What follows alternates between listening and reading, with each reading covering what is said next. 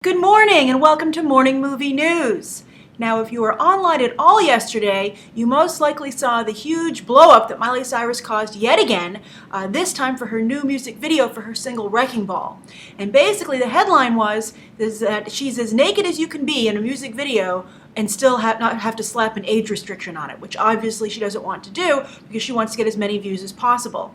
And of course, like the whole world, I couldn't help but check out the video and see what everyone was talking about. And in the comments section on Vivo, on the official post, I thought it was funny that someone pointed out that Miley had over 1 million views, and Eminem, who'd released his own new music video the same day, was still struggling at around 600,000. And I say struggling, I mean that's obviously a great number, but it's nowhere near what Miley was getting. And it brings up a good point. Miley Cyrus, lover or hater, even if you feel this is a move of desperation, she's getting all the attention. And that is a huge currency in Hollywood. Yesterday I was talking about how casting works, and obviously a movie really wants someone who can bring media attention to their project. And Miley is becoming quite the master at that. And it was mentioned at the VMAs that she has a new manager, basically the person I believe who handled Madonna and then Britney Spears. And it's funny because I think that Miley's moves here are right out of they're somewhere between Madonna and Britney Spears. I think they're a little closer to Madonna. They're just exactly out of the Madonna playbook from the early part of her career when she also was making headlines doing these kinds of outrageous things. And I think Miley has to be even more outrageous because in today's society, as opposed to when Madonna was at her heyday, although kudos to Madonna, I feel she's still pretty relevant, which is impressive for any singer, especially a female singer. But I think Miley has to go even further because today you have to go further to get the headlines because we have a much looser society.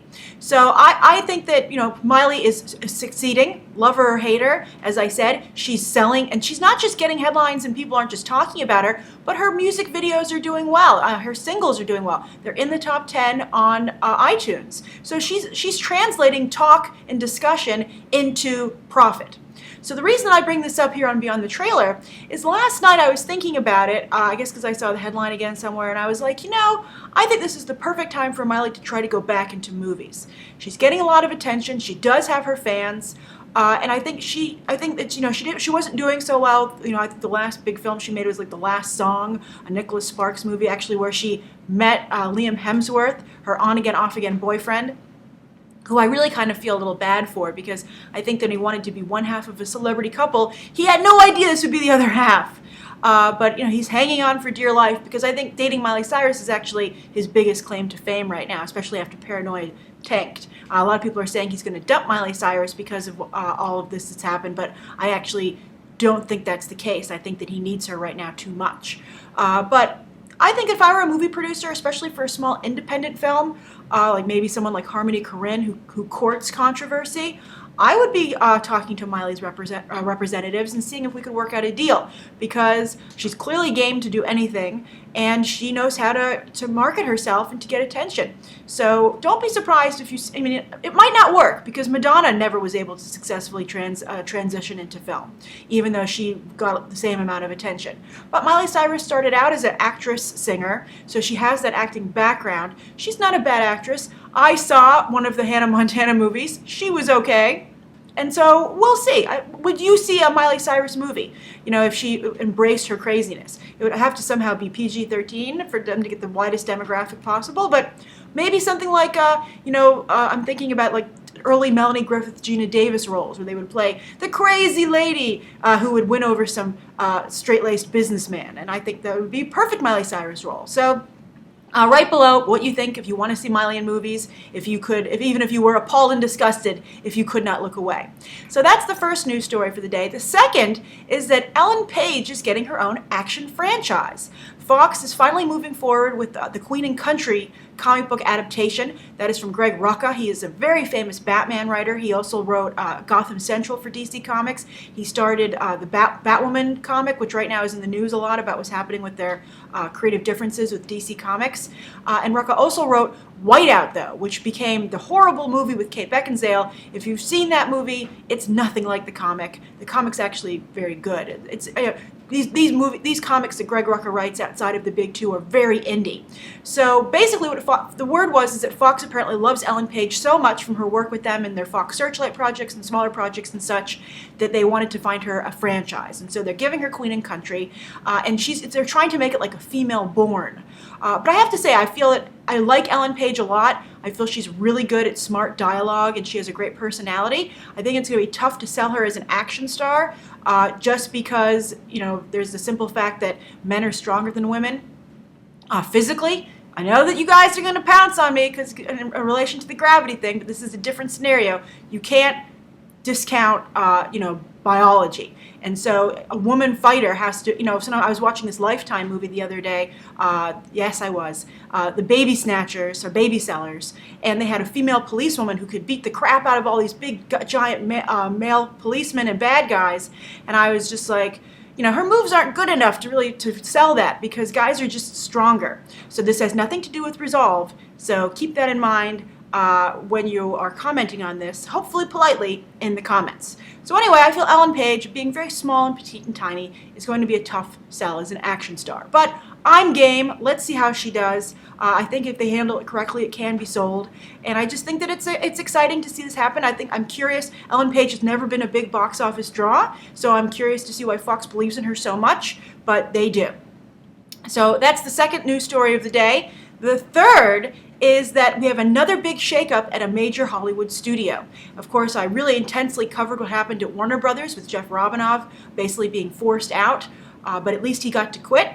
And but now Universal is having there was a big headline, big industry gossip. It was just, everybody couldn't believe it because it was such a shocker that Adam Fogelson, who runs their motion picture department at Universal, he did not get the chance to resign. He was actually let go. And it was a big deal because he was totally blindsided. Basically, the way the story goes is that everything was great. They premiered Rush at the Toronto Film Festival to great acclaim. Everyone was so excited. Everyone was in a great mood. They got on their plane to come back the next morning to Hollywood, and mid-flight, while they were in the air, the people back in Hollywood at Universal push this guy out and totally rearrange the hierarchy at the studio. So it's unfortunate. And the reason they did that was not because he was doing a bad job. Adam Fogelson actually had done quite a good job with the studio. But what happened was that he was too focused on the domestic box office, they felt. And they want someone who has a global view, which is what I think is the really interesting part of the story. That as global box office becomes more and more important, you actually have the suits at the studios deciding to make that just as important, or if not more important, than making films for the American audience. So that's basically the only reason he was pushed out. But it's really unfortunate because Adam Fogelson, from everything that I'm seeing, is a really nice guy. He has great Hollywood pedigree.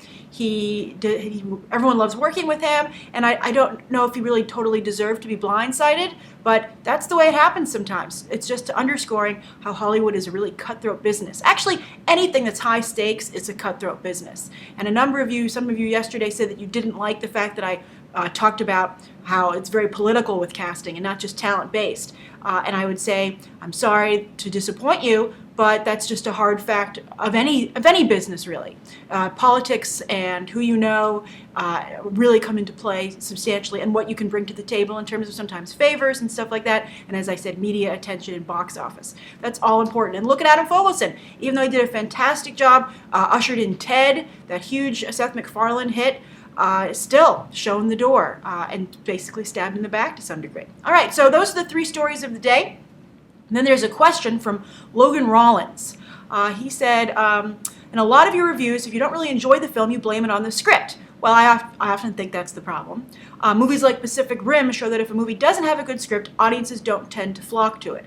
I think audiences, even sometimes when they can't put their finger on it, they are aware that there's a problem.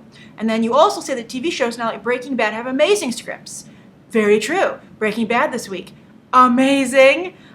So what do these shows have that the movies don't? And what are your credentials for a top-notch script? Logan.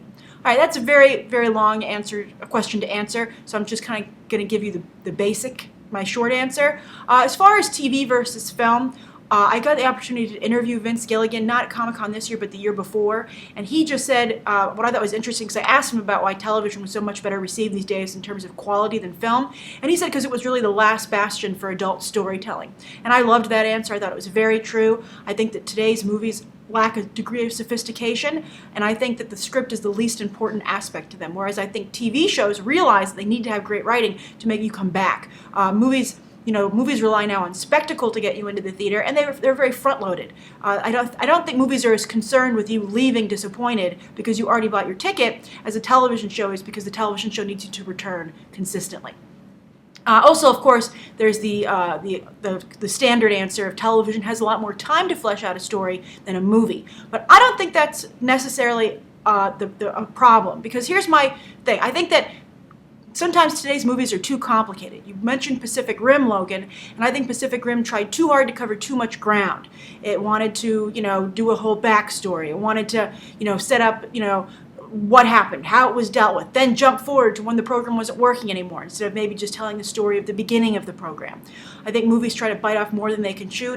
It's like a cheap way to create mythology, just trying to spew it at the audience, but it doesn't stick because it isn't earned.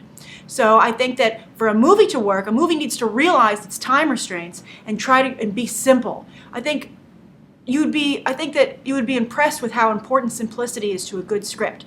And the example I want to give, there are lots of good scripts, obviously. Just go and look at the list of scripts that have won the Oscars for Best Adapted and Best Original. But the example I'm going to use here is Die Hard. I've used that a couple of times before, the original Die Hard. The original Die Hard is a brilliant script. And when you go back and you watch it, and take a look at it from the angle of the script, and you'll notice that it's like, when someone says like, oh, the simplicity is just so sophisticated and something that's a craft. Like, oh, the carving on that, it's simple, but it looks simple, but the way you have to do that is so sophisticated. And I guess that's what I'm saying about screenwriting. Die Hard seems like a very simple script, but when you think about how plot points are woven in and exposition just so effortlessly is delivered. And for instance, one of my favorite examples is on the plane. John McClane is a nervous flyer. So the guy next to him says, oh, you know what I like to do? I like to take my shoes off and rub my toes in the carpet afterwards, and it always works. So that seems like a harmless, innocuous, just like character quirk that's introduced, but it is so important later when it makes John McClane end up without shoes, and then it plays off beautifully in one of the best action sequences in the movie when they see that he has no shoes and they break the glass. And that's basically taking something that seems small and snowballing it throughout the script and picking it up later. That's really genius screenwriting and very well done. And you'll notice when you watch Die Hard that they're able to give exposition, character development, and none of it seems forced, because I think the screenwriter took the time to think about how he could best deliver it instead of just, having some character spew it out. Came up with this idea of, oh, it's the Christmas party, it's the holidays, they're separated. It's the age-old, start a story as late as you can and end it as early as you can. And that's also true for scenes. Come in as late as you can and leave as fast as you can. And I think that Die Hard does that as a film and in each scene. And it's really impressive. So that's my answer to that question, Logan. I hope it gave some insight to that. So I hope you enjoyed today's morning movie news. Write down below any questions you might like to see answered tomorrow and any stories you want to see covered. Thanks for watching. Bye.